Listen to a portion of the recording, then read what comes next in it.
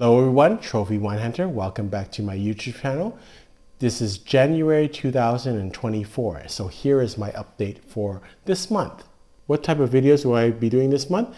If you recall for my year-end videos, I said I was going to drink a Harland for New Year's Eve and New Year's Day, a champagne. Unfortunately, I felt a little bit sick during that time period, so I decided to kind of hold that off. So I hope to open the Harland this month. I also got in a new wine last month, which is from Rothchild. It's from the Chambon-Monsigny region, which is one of my areas of interest, and from the premier cru site of La Sentier. So I hope to open that. There's a winery in BC called Incamip Cellars, and I'm very interested in their wines. I've heard a lot about them. What is of interest to me is that they are the first indigenous winery in North America, and I've heard great things about their wines, so I'm going to be trying their wines this month. And I'm also going to be doing a video on a deep dive on the Margaux region. My viewers and subscribers will know from my year-end video that I will be increasing my areas of interest, and one of the new areas of interest for me is the Margaux region. Each month I try to do a little bit of wine knowledge or wine wisdom, and this month, as my viewers and subscribers will know, I'm trying for my 2024 resolution to not purchase any wine for personal consumption this year. And I'm just going to drink from what I have. And this is kind of an exercise in self-control. I have many bottles of wine. I really don't need to buy any more wine. So it's a matter of just drinking down my collection a bit and see if I can just control my spending for a year. Two other wine concepts that I'm kind of interested in spearheading this year. The first one is wine conservation. And in all other areas of our life, we try to conserve and try to be good stewards of what we have. And that's what I'm going to try and do with wine. This concept of wine conservation, that means if you are drinking wines, just drink what you need for that night.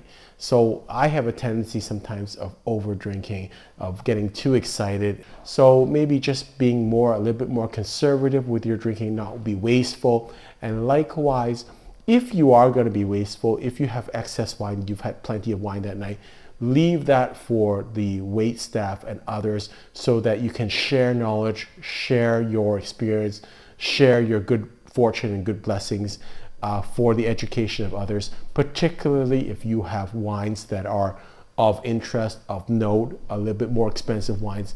Make sure that that goes to good use. The second concept that I'm trying to spearhead this year is be your own expert. And what I mean by that is we are so accustomed to saying, well, we want to follow the wine experts. And a lot of drinkers actually have great palates and they know themselves better than any wine expert. So I just want to encourage people to trust their own palate, and that's what I mean by be your own wine expert. So you'll see on this YouTube channel, sometimes I'll refer to Wine Spectator ratings because that's what I follow. But generally, I don't really follow the other ones very much just because there's too many rating services, and honestly, it really doesn't matter to me. From my perspective, you know, it's important what I like to drink. And if someone doesn't agree with me, I actually take it as a good thing, because if we're having a bottle of wine and you don't like the wine that I like, that's more for me. So I really encourage people to be your own expert, trust your own palate, and not really worry so much about wine ratings or who rates what or who gives this what rating. Trust your own palate, and that's particularly true for people who have a little bit more drinking experience. I understand with beginners, it's important to kind of look at wine ratings sometimes to kind of get you on the right track. But I think most people have a lot of experience with wine drinking, and they just need to trust their own palate.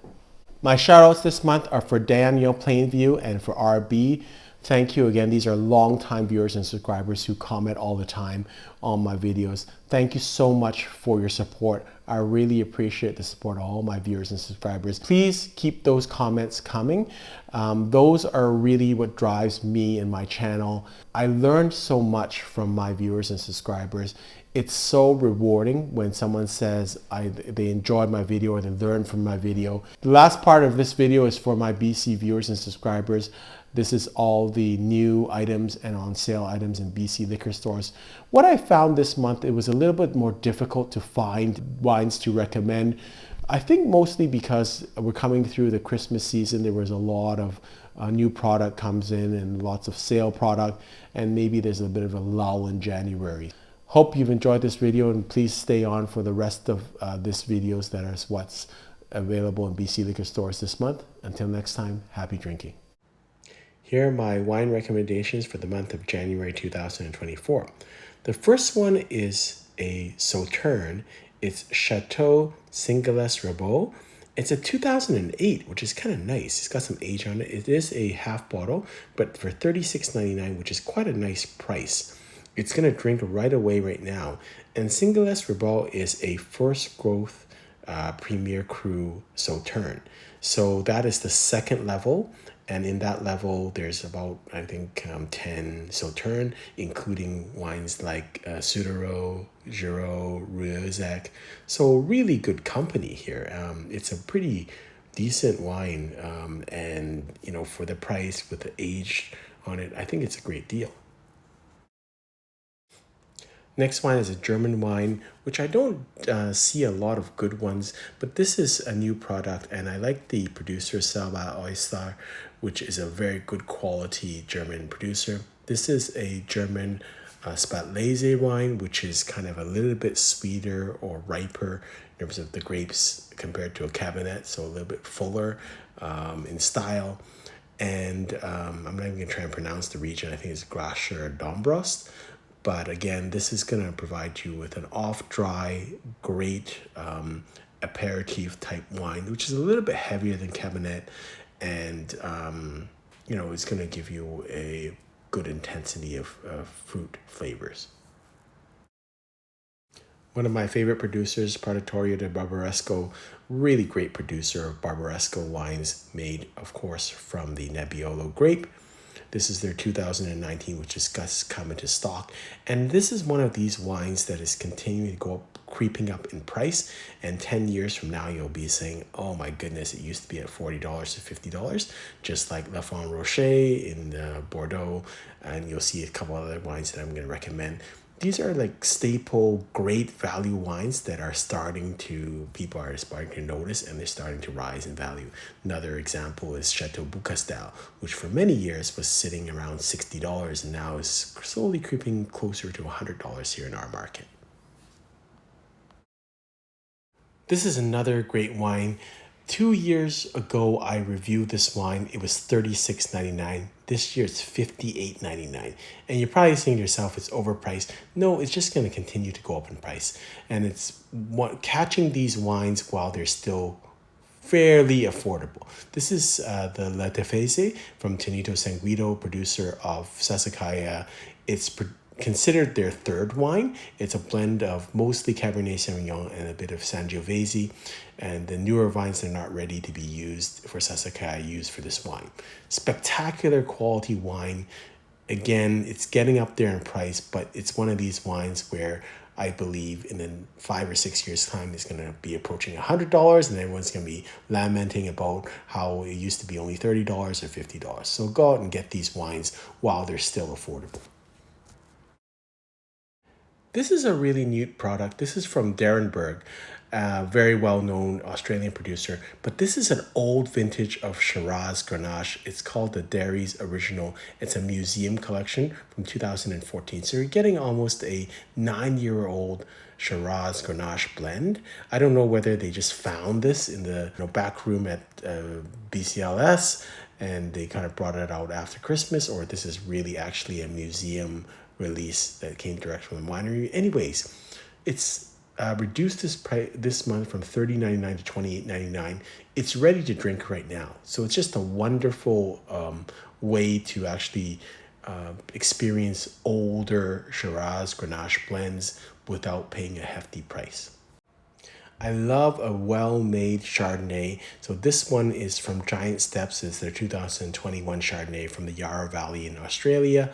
Very high Wine Spectator rating.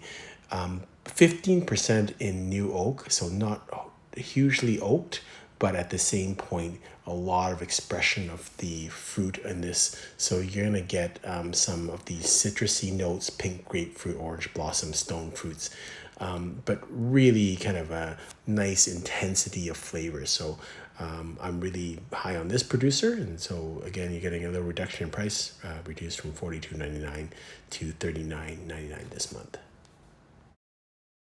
And my last pick is a tremendous value. Ignore the label. Escudo Rojo is part of the Baron Philippe de Rothschild family. This is their 2021 Carmamere grape, so love that grape. This is a great wine for $18.99. This is 90-point wine spectator. You can drink it long term. It's gonna give you a nice intensity of flavors, good tannin structure. Really well made wine, and the label is really value, so you're actually not paying for the label, you're paying for the wine, which is a really exceptional value for this wine. Hope you've enjoyed this video. Until next time, happy drinking.